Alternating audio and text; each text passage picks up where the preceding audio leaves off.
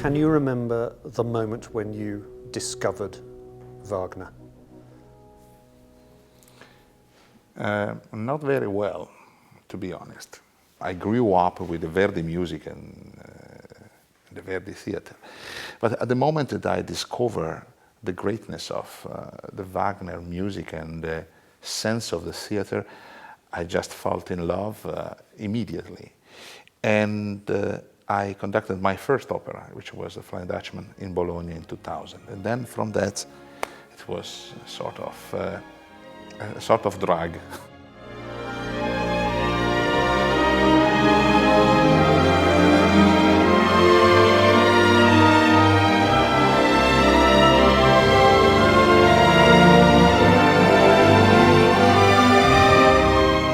You conducted Parsifal for 4 seasons in Bayreuth. Correct. Your director said that you conducted it slower than Toscanini. After my summer in 2008, a lot of people came to me to say, well, Mr. Gatti, you conducted in 2 hours, 8 minutes, and then sometimes 2 hours and 7.30. And then you can, so I answer, yes, I had my engine not very good in that day, so I could not do the lap and to make a world record for the lap. I said, come on.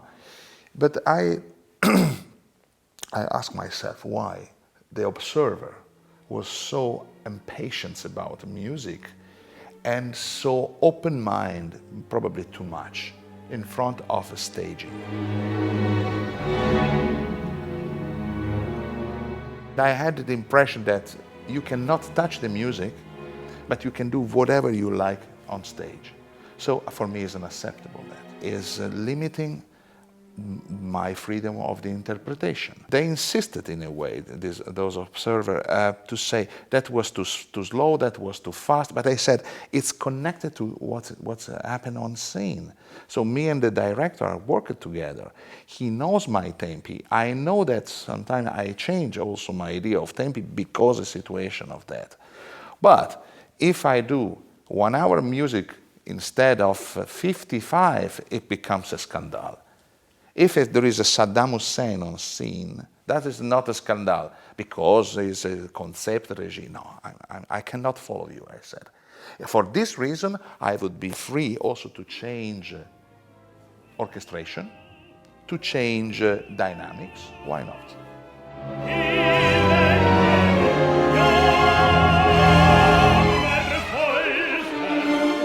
A great deal has been said about the apparently unresolvable issue of Wagner and ideology. Is it possible for you as a conductor to work with Wagner's music without thinking about the issues of ideology? Absolutely. Nobody of us met Wagner personally. So sometimes I'm also questioning, not just about Wagner, but also for the life of other composers. We have just the biography of that. And sometimes the biography are not so honest, but nobody could say what kind of honesty there is in biography, or if the biographer wants to drive the interest of the audience through a line or not through another one. If today I perform a piece of music that is composed by a live composer, I can talk to him. I can try to know him better, and then also in this occasion, he can lie to me. He could have a mask.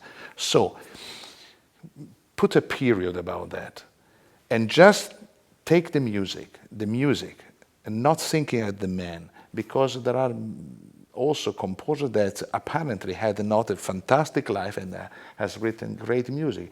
Other composers that apparently had a so heilige life, sacred life, very pure, and they written music not so interested. So it doesn't change my judgment about the composition. It's not me, someone who has to judge the man, but God.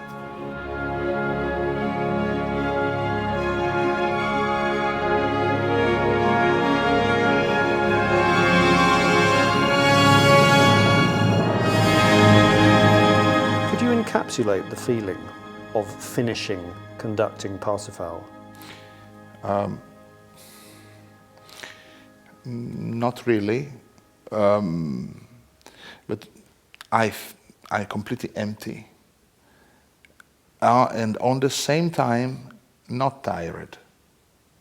The desire is just to have a bit of silence around me. Sometimes when you go on and you go for the applause, you are still surrounded by the last act. I mean, it's one of the greatest masterpieces ever written for me in music history. I don't want to be exaggerated in that, and when you have to move on and to go on stage and to bow for the applause, I'm still there with the music, the sound, so I can say, okay, great, bravo, see you in a few days, have a nice rest, and bye-bye. And the moment that I'm alone, I return from the stage to the dressing room is the best moment because nobody is with me. Sometimes in that moment my mind goes in what's going on. Maybe I know that there are some friends that now join me and we go to have a beer. And there is a sort of breakup of that. Sometimes if I'm really alone and I have to return home alone, still the music is resounding. But